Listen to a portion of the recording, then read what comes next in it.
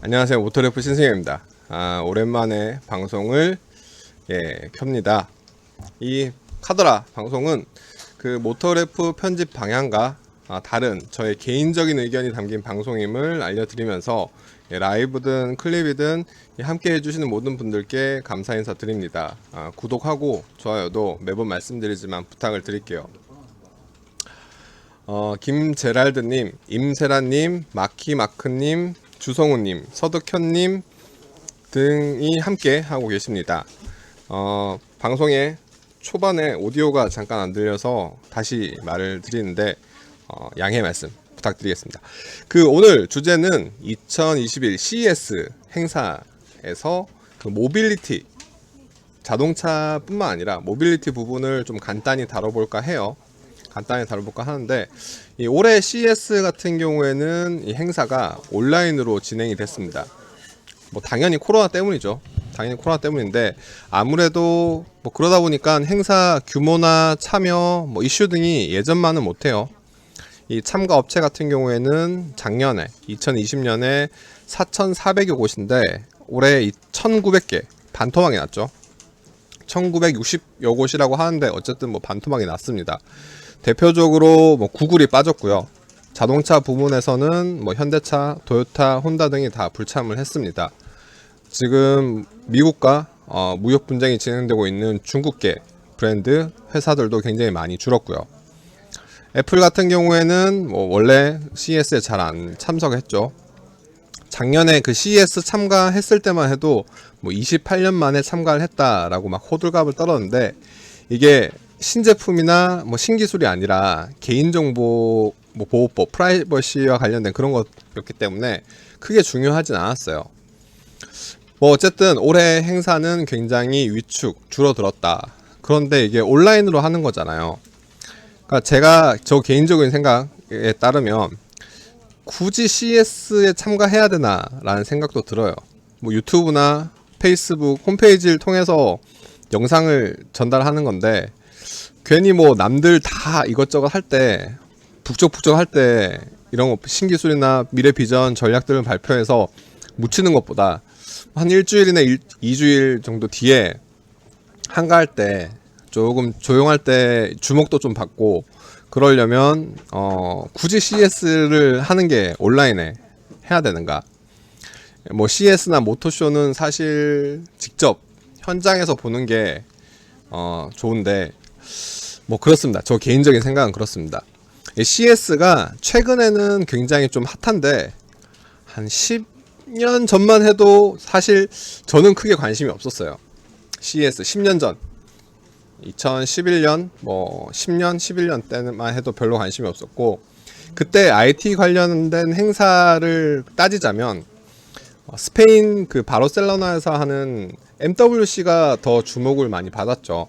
CES가 나오는 게 TV, 세탁기 이런 가전의 느낌이었다면 MWC는 노트북이나 핸드폰 이런 거와 관련해서 관심이 좀 더 갔는데 이제는 많이 달라졌죠.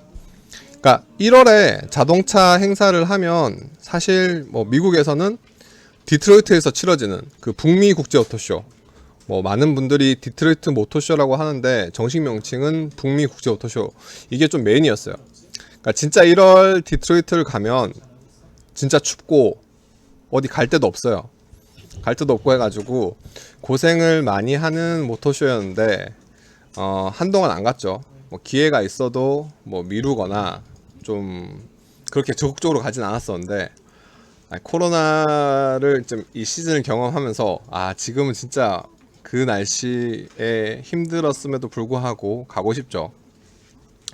다시 CES 이야기로 돌아와서 2012년, 13년 이때부터 자동차 업체들이 CES에 막 참가를 합니다. 그러니까 북미 국제 오토쇼, 디트로이트 모터쇼가 완성차를 보여준다면 CES는 그 미래 비전, 신기술 이런 것들을 소개하는 자리였는데 더군다나 그 ITC 기업들도 굉장히 많이 참여를 하고 그런 미래 비전, 신기술에 대한 소식들이 브랜드 이미지 제고에 굉장히 기회가 됐었죠. 그러니까 제가 기억하는 CES 행사가 처음 기억하는 행사가 2012년 CES인데 2012년 CES에 뭐가 나왔었냐면 GM이 그 온스타 관련 발표를 해요. GM 온스타 그 지금은 너무 흔해진 그 버튼을 룸미러의 버튼을 누르면 그 콜센터 연결되는 그 온스타 기술이 텔레매틱스 기술이 엄청 신기술이라고 발표를 하고 포드가 이제 스마트폰 연동 싱크 시스템 그러니까 스마트폰에 있는 전화번호 뭐 문자 메시지를 이제 그 화면에 계기판에 띄워주는 거를 이제 포드가 2012년도에 CES에서 보여주죠. 뭐 그 당시에 기아차도 참여를 했는데 기아차 같은 경우에는 유보 초창기 유보예요.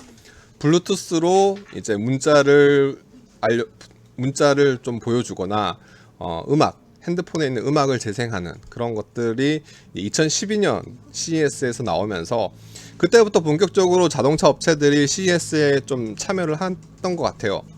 그리고 초창기 CES에서 가장 두각을 나타낸 브랜드는 뭐 아우디를 꼽을 수 있겠는데 아우디가 그 인포테인먼트 시스템 인포테인먼트라는 개념을 그 당시에 굉장히 많이 홍보를 하면서 이 커넥티드와 인포테인먼트 이 두 가지가 이제 CES에서 굉장히 화두가 됐던 것들.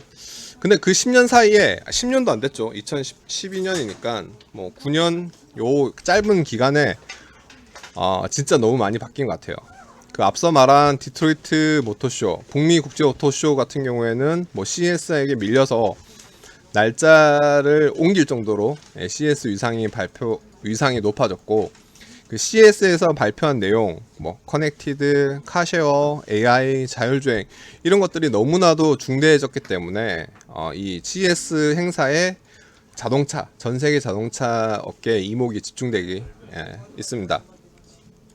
뭐 어쨌든 올해는 힘이 굉장히 많이 빠졌어요. 이게 소문난 잔치도 아니고 그냥 소소한 옆집 생일 파티 같은 느낌이에요.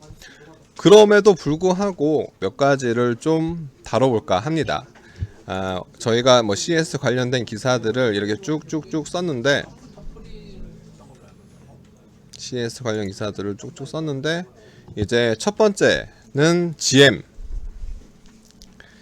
GM이 이제 새로운 브랜드 전략과 CI를 공개했습니다. 뭐 새로운 브랜드부터 좀 보자면 이거 죄송합니다. 이거 호불호가 좀 나뉠 것 같아요. 소문자예요. 그러니까 이거 보고 야 우리도 기사에 GM 이제 소문자로 해야 되나? 라는 이야기를 잠깐 했습니다.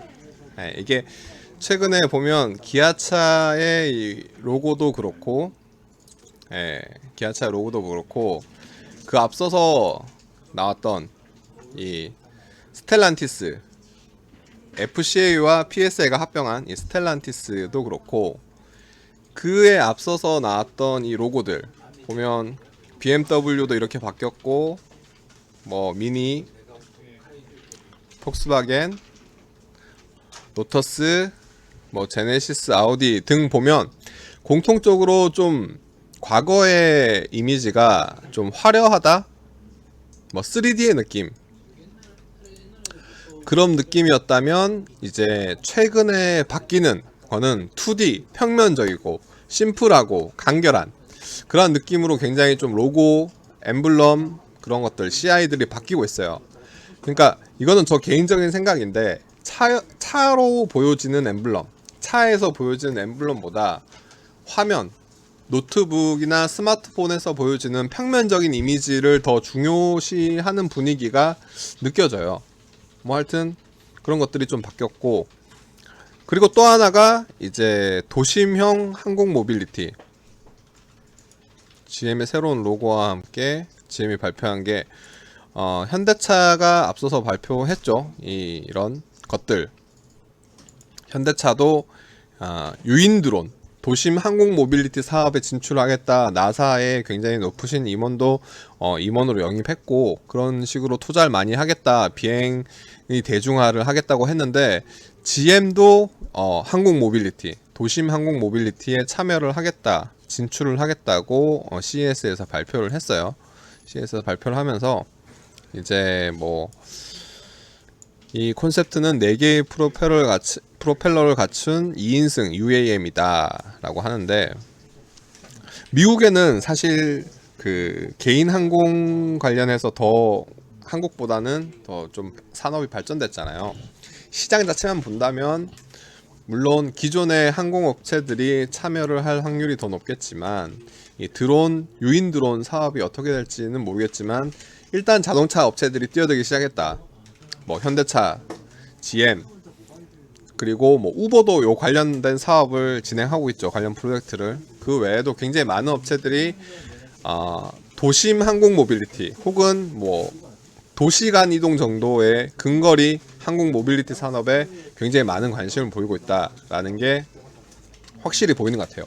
사실 그동안은 현대차가 좀 많이 적극적으로 나서긴 했지만 다른 업체들이 약간 주저주저 하는 느낌? 그래서 어떻게 될지 잘 모르겠다 싶었는데 다들 사업 검토를 해봤겠죠. 해봤고 시장 가능성, 뭐 성장성이 있다고 판단을 했기 때문에 막 뛰어들기 시작하는 것 같아요. 그러니까 이 부분은 단순히 자동차 업체들, 완성차 업체들만 뛰어드는 게 아니라 기존의 항공 업체들, 뭐 드론 업체들 굉장히 많은 부분에서 뛰어들 수 있기 때문에 누가 주도권을 가져갈지는 전혀 아직 잡히지 않습니다. 그래서 GM의 이슈가 브랜드에 대한 새로운 비전, 전기차 이슈, 그리고 항공 모빌리티 진출이 GM에서 좀 주목해야 될 내용이었으면, 또 하나의 이슈는 이제 LG 마그나. LG가 이제 마그나를 이제 앞으로 내세워서 이제 합작사, 전기차 부품 합작사 관련 이슈가 나왔었죠. CES 합작 법인을 만든다는 거는 그 이전에 발표가 됐는데 이번에 CES에서는 조금 더 구체적인 내용들, 뭐 LG는 자동차 산업을 미래 산업의 포트폴리오 핵심 동력원으로 삼고 있다라고 하고 있고, 그런 것들에 대해서 발표가 됐어요. 그러니까 LG가 마그나를 통해서 조금 전기차 시장, 자동차 시장에서 우리가 좀 영역을 넓히겠다, 미래 먹거리로 삼겠다라고 했으면, 삼성이 굉장히 이제 많은 돈을 주고 샀던 하만을 통해서 이제 이런 비전을 보여줬어요. 미래 자동차는 우리가 이런 걸 하겠다. 그러니까 LG는 마그나를 통해서, 삼성은 하만을 통해서 자동차 산업에 우리가 이러한 것들을 하겠다는 것을 확실히 좀 보여준 것 같고, 디스플레이, 뭐 풀 디스플레이, 왜 디스플레이, 운전석 앞에 디스플레이가 있느냐, 운전 어떻게 하냐라고 하시는 분도 있으실 테지만 미래에는 완전 자율주행이 될 것이다. 운전자가 화면이 보이지 않고 그냥 차에 타서 목적지만 입력을 하면 목적지까지 갈 때 뭐 영화를 볼 수도 있고 뭐 화상 회의를 할 수도 있고, 이러한 미래가 올 거기 때문에 이 부분이 그거예요. 유리창이고 이게 막 플로팅 타입으로 쭉 올라오는 그런 것 같은데 디스플레이가 굉장히 좀 많죠. 디스플레이가 굉장히 많습니다. 이런 것들 하만을 통해서 삼성은 이제 요 자동차 미래 먹거리에 대해서 비전을 이야기했습니다. 그리고 하만, LG와 함께 좀 눈에 띄었던 업체는 파라소닉이에요. 파라소닉은 뭐 어떻게 보면 2017년, 18년도까지만 해도 테슬라랑 손을 잡고 굉장히 좀 잘 나갔는데 최근 2, 3년 동안 보면 테슬라 같은 경우에는 그 거래선을 좀 다변화하고 거기에 뭐 콜트, CATL, 중국의 CATL이 굉장히 치고 나왔어요. 치고 나오면서 선두로 전기차 배터리 시장에서 좀 굉장히 많은 영향력을 발휘하는 콜트, CATL이 치고 나왔고, 여기에 어떻게 보면 파라소닉 입장에서는 뭐 LG, 삼성, SK, 대한민국의 이 3대 전기차 배터리 업체들이 굉장히 뭐 치고 올라왔죠. LG 같은 경우에는 뭐 파라소닉을 뭐 확실하게 앞질렀고 치고 왔기 때문에 파라소닉 입장에서는 테슬라와 협력을 강화한다. LG에게 빼앗긴 배터리 시장에 대한 영향력을 다시 되찾겠다. 라는 메시지를 이번 CES에서 좀 다시 발표를 했습니다. 이게 새로운 테슬라가 발표했던 그 배터리 있잖아요. 앞으로 가격적인 메리트를 가져가는, 용량은 더 많이 가져가고 가격은 히토류 코발트가 없는 배터리도 양산할 계획이다. 희귀 광물에 대한 의존도를 낮추고 배터리 원가를 더 떨어뜨리겠다라는 게 파나소닉인데, 이거는 파나소닉만 하는 게 아니잖아요. LG화학을 비롯해서 뭐 삼성이나 SK 다 연구를 하고 있고, 요즘 최근의 추세를 보면 그동안 전기차 시장이 아직까지 뭐 이게 터졌다라고 하기보다는 좀 성숙해서 초창기 시장이잖아요.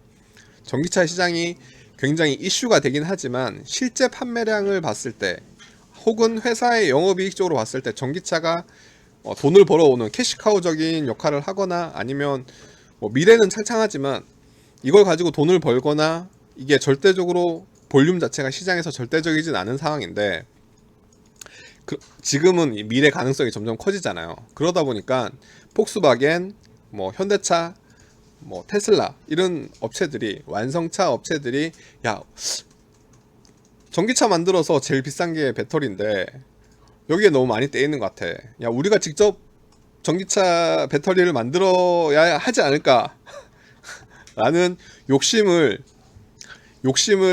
이제 대놓고 보여주고 있는 것 같아요.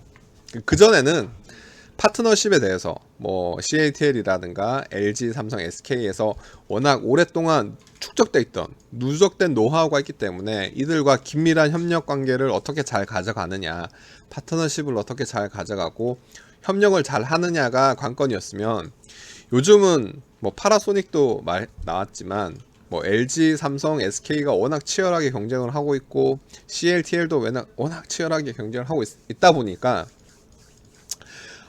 눈치를 보는 거예요.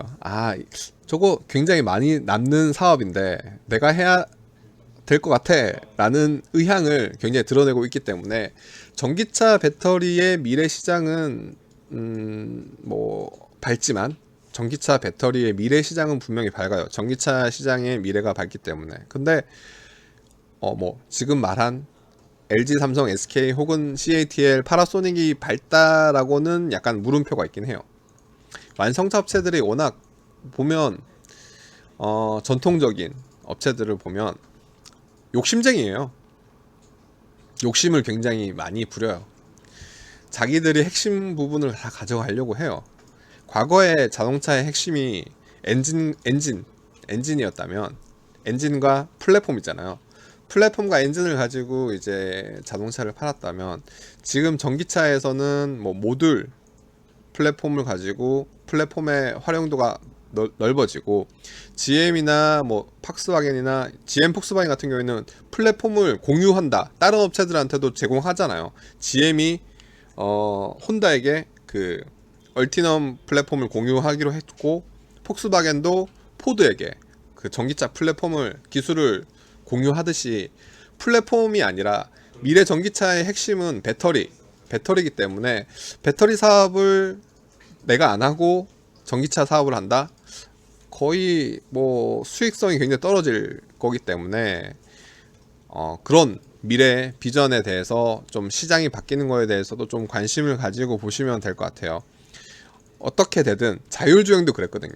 자율주행 관련해서도 막 뭐 예를 들어서 ZF TRW라든가 보쉬라든가 이런 부품사, 콘티넨탈 이런 곳에서 처음에 그런 자율주행 관련 인력들을 엄청 뽑았어요. 그러다가 좀 이 자율주행이라든가 뭐 그런 인공지능이라든가 이런 것들 기술이 좀 축적이 되다 보니까 어느샌가 현대차, GM 이런 곳에서 이곳의 인력들을 엄청 빼가기 시작하죠. 그런 것들이 뭐 배터리 쪽에서도 뭐 당연히 일어날 거라고 생각해요. 당연히 일어날 것 같고, 그런 뭐 소프트웨어 개발 인력이 부족하다고 엄청 뽑았듯이, 언젠가 근시일 내에 배터리 부분에 대한 전문가들도 완성차 업체에서 수요가 굉장히 많지 않을까라는 게 저의 개인적인 생각이었습니다. 그렇게 파라소닉 이야기를 간단히 다뤘고, 또 하나 눈에 좀 보였던 게 소니가 전기차 뭐 관련해서 막, 작년 2020년도 CES에도 이랬어요. 소니는 2020년도에는 약간 이슈가 됐죠.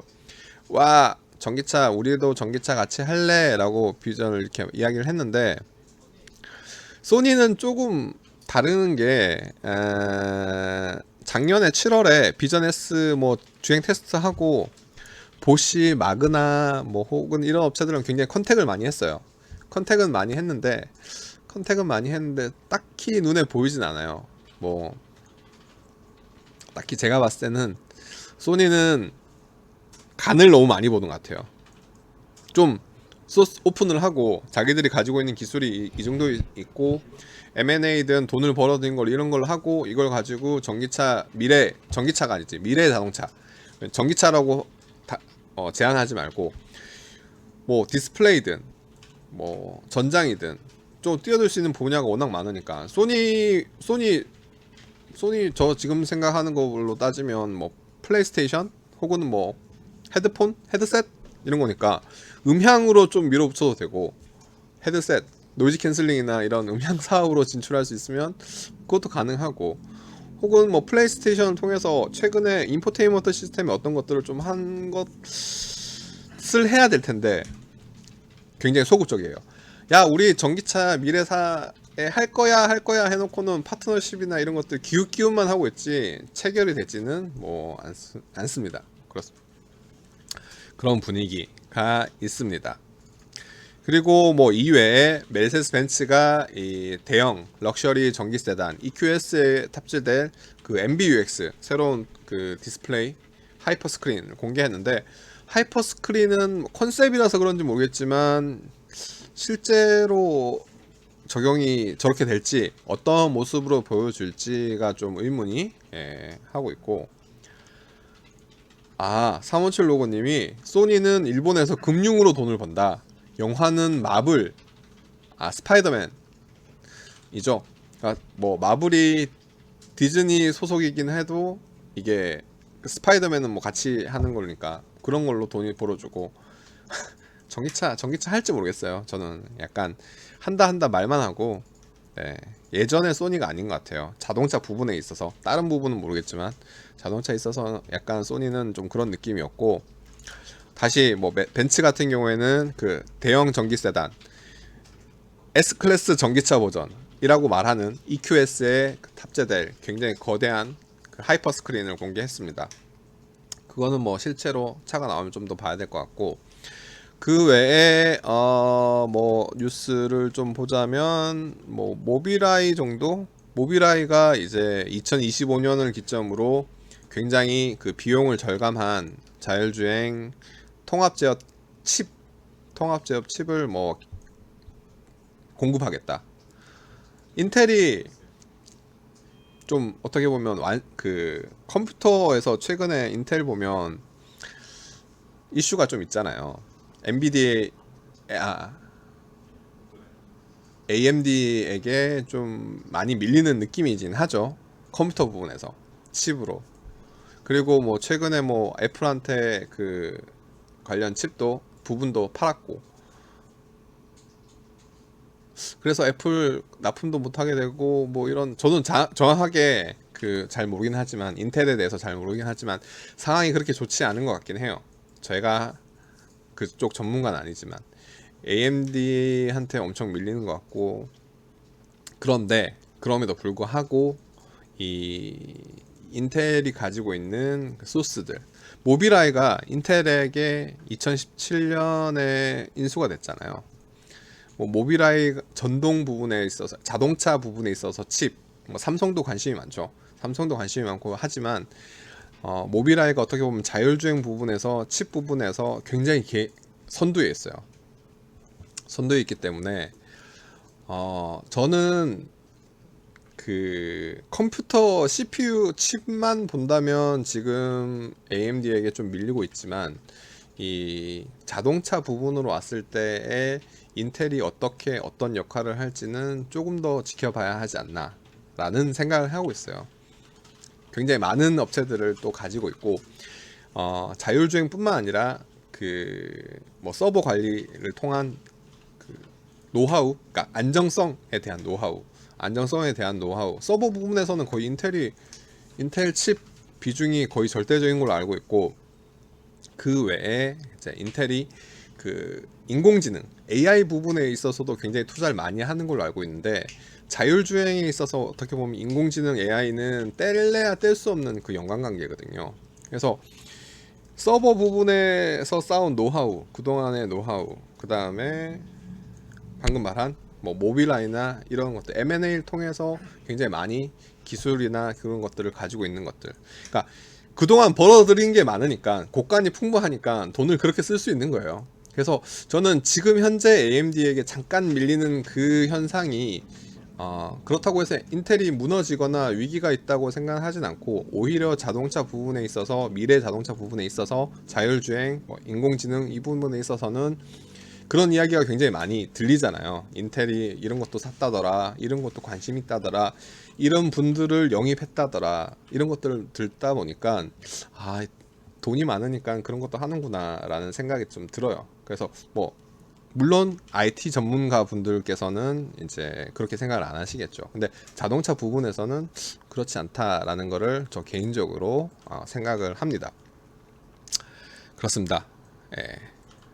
오늘 이것도 좀 괜찮았는데, 뭐 주간 뉴스를 통해서, 내일 주간 뉴스를 통해서 간단히 브리핑, 간단히 뉴스들을 다루도록 할게요. CES에서는 뭐 그렇게까지 올해 CES에서는 눈에 띄는 것들은 없었지만, 그럼에도 불구하고 간단히 다루자면 요러한 이슈들이 있었습니다. 30분 오늘은 여기까지 다루고, 함께 해주시는 분들 항상 감사 인사 드리면서, 저는 내일 이 시간에 또 다른 컨텐츠 내용을 가지고 찾아뵙도록 하겠습니다. 지금까지 봐주신 모든 분들 감사 인사 드리고요. 라이브 좋아요 눌러주셨으면 저희 클립 곧 올라갈 거거든요. 클립도 좋아요 눌러주세요. 예. 함께 해주신 분들 감사 인사 드리면서 페이스북, 뭐 유튜브 보신 분들 내일 또 찾아뵙도록 하겠습니다. 저는 지금까지 모터리프 신승이었습니다. 감사합니다.